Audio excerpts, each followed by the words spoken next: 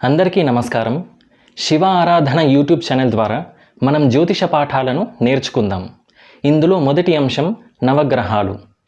ఖగోళ శాస్త్ర ప్రకారం సౌర కుటుంబంలో ఉన్న గ్రహాలు బుధుడు, శుక్రుడు, భూమి, కుజుడు, గురువు, శని, ఇంద్రుడు, వరుణుడు, యముడు.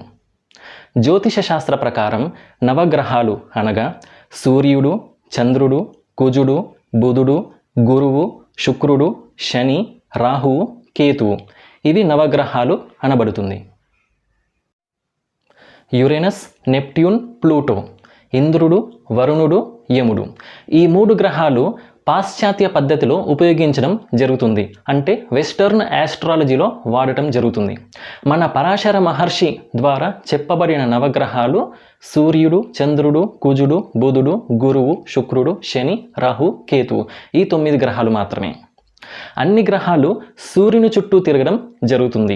సూర్యుడు కూడా గ్యాలక్సీ చుట్టూ అంటే మన పాలపుంత గ్యాలక్సీ చుట్టూ తిరగడం జరుగుతుంది. ఇందులో భూమి కేంద్రంగా ఉంటుంది. అన్ని గ్రహాలు భూమిపై నివసిస్తున్న సకల ప్రాణులపైన ప్రభావం చూపడం జరుగుతుంది.